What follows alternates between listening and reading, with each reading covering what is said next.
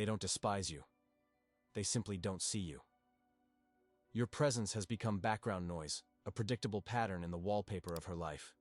You mistook consistency for value, availability for affection, and now you are paying the price in the currency of silence. She didn't just leave you. She erased you while you were still in the room. You were dismantled, piece by piece, your every attempt to please her becoming another tool for your own deconstruction. You offered your time, your energy, your focus, and she accepted it all not as a gift, but as a tax for her continued fleeting attention. You thought you were building a bridge to her, but you were just paving the road for your own exit. Remember that night? The phone in your hand, its screen a cold, sterile blue light in the darkness of your room. You reread your last message for the 10th time. It was thoughtful, it was engaging, it was perfect. You met with nothing. Hours bled into one another, each tick of the clock a small hammer blow against the fragile shell of your self-worth. You felt that familiar knot in your stomach, that cold dread that whispers a devastating truth. You are not a priority.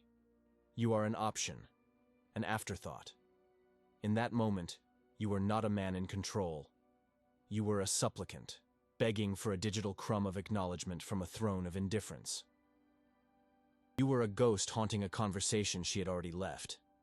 This is the theater of modern humiliation, and you have been its star actor for far too long. The great, pessimistic philosopher Arthur Schopenhauer saw this human tragedy with chilling clarity. He understood that the will is a blind, striving, insatiable force, and that human desire is not born from satisfaction, but from lack. He tried to fill her world, to be everything she needed. You became the ever-present sun, and you wondered why she sought shade. Schopenhauer knew the answer. A man can do what he wills, but he cannot will what he wills. You cannot will her to desire you. You cannot reason her into attraction. The logic of emotion is a brutal one, written in the language of absence, mystery, and perceived value. By being constantly available, you signaled that your value was low. You became a commodity, abundant, and therefore cheap. You broke the first law of power. What is always present is never truly valued. This cycle of emotional invisibility ends now. The strategies of the nice guy, the reliable friend, the ever-present partner, they are the blueprints for your own insignificance. They must be burned. From their ashes, a new architecture of the self must be built, one founded not on the desperate need for validation, but on the calm, unshakable certainty of your own authority. This is not about playing games. This is about understanding the fundamental mechanics of human desire and wielding them with surgical precision. It is about transforming your greatest weakness, your perceived neediness, into the very instrument of your dominance. It is about making your absence felt like a physical void, a sudden silence in a world that had grown too accustomed to your music. What if the very power she holds over you, the power of her indifference, could be inverted, weaponized, and turned back upon her, not with malice, but with a masterful, cold strategy that forces her to question everything she thought she knew about you.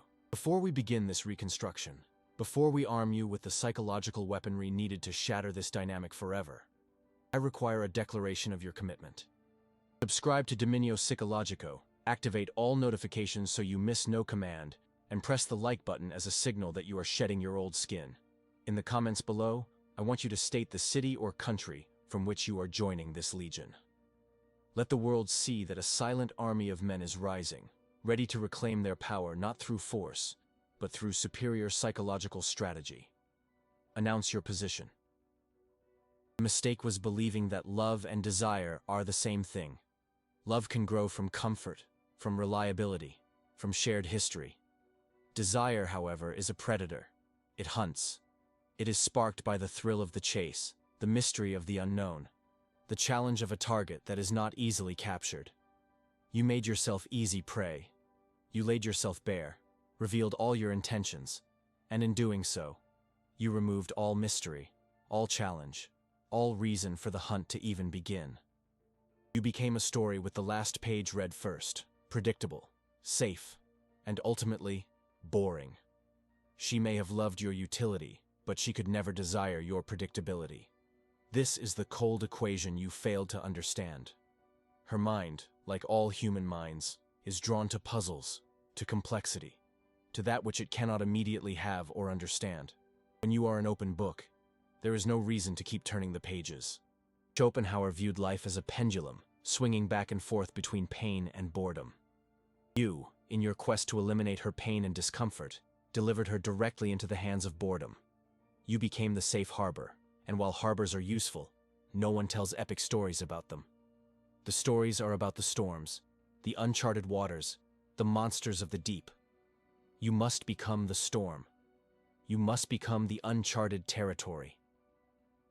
You must cultivate an aura of quiet danger, of a life lived on your own terms, a life so full and compelling that your attention is a prize to be won, not a salary to be collected. This is the essence of creating scarcity. Your time, your focus, your emotional energy are your most valuable assets. From this moment forward, they are no longer freely given. They are earned. They are invested strategically in a way that creates a psychological debt, a craving for more that can only be satisfied on your terms.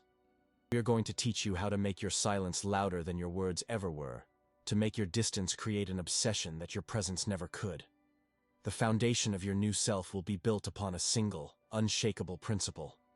Your value is not open for negotiation. It is a fact, and she is about to be given a masterclass in it. Let us perform a cold autopsy on your authority. There will be no sentiment here, only the sterile light of diagnosis. Your fall from power was not a dramatic, singular event. It was a slow, quiet hemorrhaging of respect, a series of 1,000 microscopic cuts you inflicted upon yourself. You didn't notice the bleeding until you were already anemic, wondering why you felt so weak in her presence. This process is a disease, and it has 5 distinct stages of decay. Understand them, and you understand the blueprint of your own defeat. The first stage was emotional concession. It began innocently, a small compromise to avoid a conflict. You wanted to go out with your friends. She seemed disappointed, so you stayed home. You had an opinion on a film, a book, a political issue. She disagreed with a subtle frown, and you softened your stance, qualifying your own thoughts into oblivion. Each of these moments was a test, a probe. She was mapping the borders of your sovereignty, and with every concession, you told her those borders were negotiable. You thought you were being kind, flexible, a good partner. What you were actually communicating was that her emotional comfort was more important than your own plans, your own principles, your own identity. She tested. You yielded. She won. This wasn't a transaction of love. It was a transfer of power. You paid for a moment of her peace with a piece of your spine. Schopenhauer would see this not as an act of affection, but as a foolish attempt to appease the unappeasable will. You tried to fill a void in her, but instead, you created one in yourself. This led directly to the second stage, loss of control. Once your borders were proven to be undefended, she began to occupy the territory. Your schedule was no longer your own. It became a list of suggestions waiting for her approval. Your phone became a leash. You would send a message and then wait, your mood for the next hour held hostage by the 3 pulsing dots of her reply. Her silence was dominance, not inattention. It was a deliberate, passive demonstration of her power over your emotional state. She knew you were waiting. She knew the silence would make you anxious, that it would make you reread your own words, searching for a mistake. In that silence, you were not her partner. You were her subject, awaiting a decree from the throne. You lost control over your time, your emotions, and your own internal state. Outsourced your peace of mind to someone who had no incentive to maintain it. You gave her the remote control to your nervous system, and then wondered why you felt so agitated. The third stage is the inevitable result, the desperate search for validation. Having surrendered your internal authority, you now needed it from an external source. You became a performer. Your every action, every word, every gift was an audition for her approval. You started asking questions that reeked of insecurity. You have a good time? Are you mad at me? Is everything okay? You were no longer a man living his life, in which she was a welcome participant. You were a court jester trying to coax a smile from a bored queen. This is the point where mystery dies. You laid your entire emotional architecture bare, showing her every wire, every button, every vulnerability. You showed her that a single word of praise from her was worth more than a day of your own self-respect. Schopenhauer observed that we are slaves to our desires, but you went a step further. You became a slave to her desire for you, a desire that you were systematically destroying with your own neediness. You cannot simultaneously beg for respect and command it. The two acts are mutually exclusive. She saw you begging, and she drew the only logical conclusion. This addiction to her validation is the fourth stage, affective dependency. Your self-worth was no longer an internal, self-sustaining fire. It was a flickering candle that you placed in her hands, begging her to shield it from the wind. Her bad day became your catastrophe. Her good mood became your temporary relief. You began to walk on eggshells, constantly calibrating your behavior to manage her emotions, a task that is both impossible and deeply emasculating. This is the antithesis of the quiet authority we are building. Authority is the calm certainty that you are the weather, not the weatherman. You became a frantic weatherman, pointing at her cloudy expression and predicting a storm that would ruin your own day. When your happiness depends entirely on another person's emotional state, you are no longer a partner, you are a hostage. You didn't have to build the prison. You walked in, handed her the key, and locked the door from the inside. The final pathetic stage of this collapse is breaking the silence. After weeks or months of this slow degradation, the pressure becomes unbearable. You decide you need to talk about things. You send that fateful text, "We need to talk." Or you stage a grand emotional confrontation, laying out all your grievances, all your pain, all your need. You think this is an act of strength, of communication. It is the single greatest act of weakness you can perform. You are confirming everything she already suspects, that you are weak, that you are needy, and that her indifference has completely broken you. You are not negotiating from a position of power. You are supplicating from a position of utter desperation. When, in that conversation, you inevitably apologize for feeling the way you do, or for bringing it up, or for making her uncomfortable, you are signing your unconditional surrender. When you apologized, you signed your rendition. You handed her the pen and the treaty, and you formalized her dominion over your soul. Now, I hear the objections brewing in your mind. But isn't communication key to a healthy relationship? Trying to be a good, sensitive man. Isn't it cruel to be distant and calculated? Let me dismantle these delusions with the cold steel of reality. Communication is only effective between equals. When one party holds all the psychological power, it is not communication. It is a debriefing. You are reporting your emotional state to your superior officer. And as for being a good man, kindness without strength is not a virtue. It is a liability. It is a weakness that invites exploitation. The world and the dynamics between men and women does not run on the logic of a fairy tale. It runs on the brutal Schopenhauerian logic of will, power, and perceived value. Your value plummeted because you gave it away for free, and now you are angry that no one wants to buy it. The fall was not visible. It did not happen in a loud argument or a dramatic breakup. It happened in the silence between her texts. It happened in your hesitation to state your own opinion. It happened in the yes you said, when your entire being screamed no. This was a quiet, internal collapse, an implosion of your own frame. No one is coming to save you. Only a brutal understanding of these mechanics and a disciplined application of a new strategy can reverse this. You must learn to make your absence a weapon and your silence a statement. Before we proceed to arm you, you must once again affirm your commitment to this new philosophy. This is not a path for the weak or the sentimental. Subscribe to Dominio Psicologico. Ensure all notifications are activated, and like this video to signal your rejection of the old ways. Now, answer this in the comments, and be brutally honest with yourself and with us. What was the one small concession you made? The one moment you yielded when you shouldn't have, that you now realize was the beginning of your surrender. Acknowledge the first crack in your own foundation. Only by diagnosing the origin of the disease can we begin the cure. There is no going back for the weak. There is only the construction of the new. The man you were, the accommodating, ever-present, emotionally available supplicant, is dead. Do not mourn him. He was a casualty of a war he didn't even know he was fighting. Your task now is not to resurrect his corpse, but to build a fortress from the stones of his tomb. This reconstruction is not an emotional journey of self-discovery. It is a cold, tactical operation. It is the methodical application of psychological leverage. It has three primary directives: cut the excess, install silence, control the reaction. First, you will cut the excess. The excess is everything you gave her freely: your time, your attention, emotional validation, your predictable replies. You were a fire hose of resources, and she bathed in them until she was clean, then walked away without a second thought, leaving you empty. The command is simple: turn off the water. This is not a gradual reduction. It is a sudden, complete, and unexplained cessation of all contact.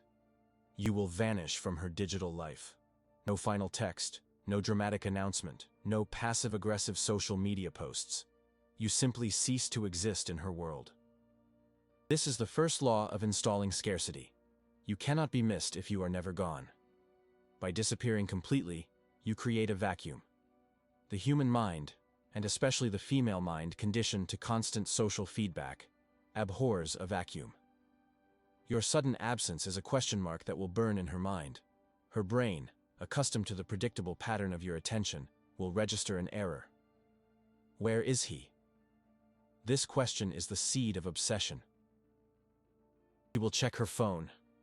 She will reread your last conversation, not for its content, but for clues to your disappearance. For the first time, you are forcing her to invest cognitive energy in you, to try and solve the puzzle of your absence. You are no longer the answer to her boredom. You have become the mystery that disrupts it. The second directive is to install silence. The vacuum you've created will inevitably provoke a response. She will reach out. It may be a casual, "Hey," a question, or even an accusation. This is a test. She is probing your new defenses, expecting the same old soldier to come rushing out, waving a white flag of desperate apology. Your weapon in this phase is absolute weaponized silence. When her message arrives, you will do nothing. You will read it, you will understand its intent, and you will deliberately and calmly refuse to engage. Every second that your reply is withheld, the power dynamic shifts infinitesimally in your favor. Your message was a bid for your attention. Your silence is a rejection of that bid. It communicates that you have other priorities, that her attempt to summon you has failed, that you are no longer on call. This is not passive, it is an active, dominant act. The old you would have seen her message as a lifeline. The new you sees it as an incoming projectile to be deflected. Let her sit in the anxiety of being ignored. Let her wonder if you even saw the message. Let her question her own importance. This silence is louder and more powerful than any angry words or desperate pleas you could ever have uttered. Do not reconquer. Replace with a sharper silence. The third directive: control the reaction. After a calculated period of silence, days, perhaps, you may choose to respond. This is not a surrender. It is a strategic maneuver. Your interaction must be minimal and unpredictable. It must serve only one purpose: to disrupt her expectations and reinforce your new frame of authority. If she sent a long, emotional paragraph, your reply might be a single, indifferent word. If she asked a direct question, you might ignore it completely and reply with a statement about something you are doing, something that has nothing to do with her. The goal is to be a ghost in her machine, an unpredictable variable she cannot solve. You are training her, through intermittent reinforcement, that your attention is a rare and unpredictable reward. She will never know when you will reply or what you will say. This turns your validation into a slot machine. She will keep pulling the lever, feeding her time and emotional energy into the system, hoping for a payout that comes only on your terms. This is the architecture of addiction. This entire operation is meaningless if it is merely a performance. While you are executing these external tactics, your true mission is an internal reconstruction. Your focus must shift entirely away from her, and onto the four pillars of masculine hierarchy: the physical, the financial, the social, and the symbolic. You will rebuild your body into a weapon, a physical manifestation of discipline and strength. You will become ruthless in your pursuit of financial power, understanding that money is a tool of freedom and influence. You will cultivate a powerful social circle, surrounding yourself with high-caliber men and creating a life so compelling that she becomes a footnote, not the main story. Most importantly, you will define your symbolic purpose, your mission that drives you beyond the need for any woman's approval. A man who wants to be loved will be discarded. A man who imposes his presence will be feared. And a man with a mission that transcends all else will be worshipped. Your value must be real, forged in the fires of your own discipline, so that when she looks at you again, she does not see the man who was, but the man who is, and she is terrified by the difference. Schopenhauer taught that all satisfaction is merely the removal of a pain. By removing yourself, you become the source of that pain, the itch she cannot scratch. Any contact you grant is no longer a conversation. It is a temporary relief, a dose of a drug she didn't know she was addicted to. If you are ready to stop being a presence that begs and become an absence that commands, then subscribe to Dominio Psicologico. Activate all notifications, because hesitation will cost you victory. Like this video as a declaration that your emotional charity is officially over. And in the comments, answer this with a single word. What is the one quality you will now refuse to give away for free? Is it your time, your attention, your respect? Declare what is no longer negotiable. This is the first decree of your new reign. Absence that carries weight, not a presence that begs.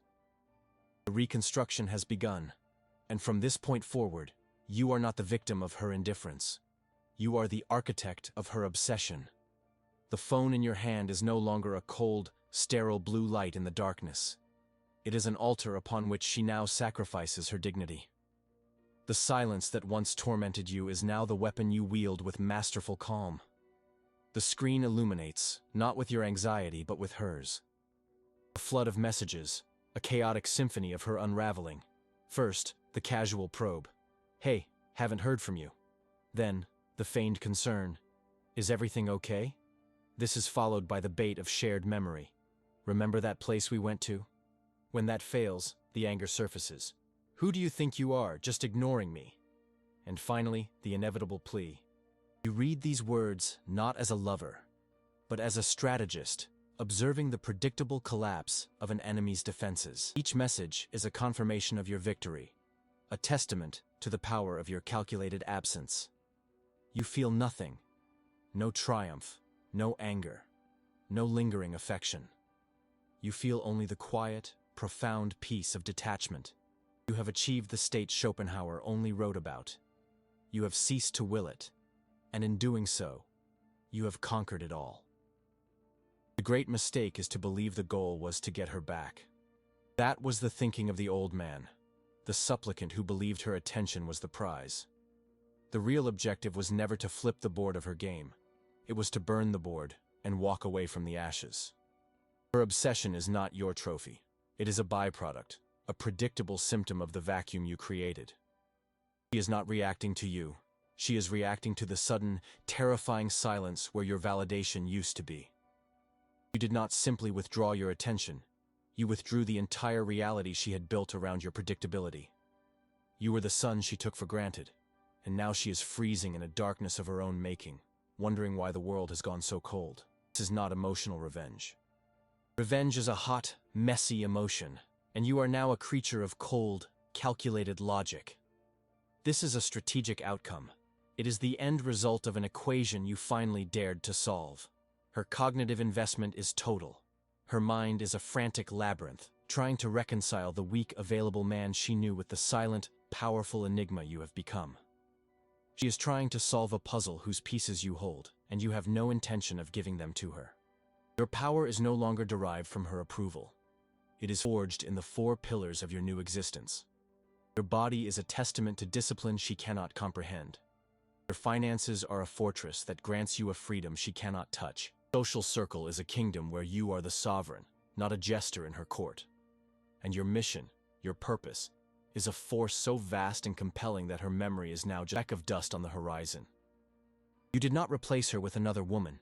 You replaced her with an empire of your own making. This is the ultimate checkmate. The king is not captured. The king has simply left the game to rule a world she can't even enter. She thought she was the prize, and you let her believe it, right up until the moment you showed her that you were the one who owned the entire casino. Respect is not given. It is not requested. It is not negotiated. It is taken. It is a territory you conquer through the sheer, unshakable force of your own self-possession. You impose respect with your silence. You command it with your absence. You solidify it with your indifference. You have become the storm she watches from a distance, a force of nature she can neither predict nor control. The quiet authority you now possess is the most terrifying power of all, because it needs nothing from anyone. It is self-sustaining. It is absolute. She can send 1,000 more messages. She can cry, she can scream, she can beg. It will all be a monologue delivered to an empty theater because you are no longer in the audience. You are no longer even in the building. The reconstruction is complete. You are the architect of your own reality, the master of your own emotional state. Let this be your final decree, the manifesto of your new sovereignty. You are ready to abandon the battlefield of her approval and begin building your own empire. Then your final command is this. Subscribe to Dominio Psicologico. Activate all notifications, for the laws of power wait for no one. Like this video as a final salute to the weak man you are leaving behind. And in the comments below, answer this one question with absolute certainty. What is the one chain of validation you will finally break tonight? Your ultimate victory is not her obsession. It is your complete and total indifference.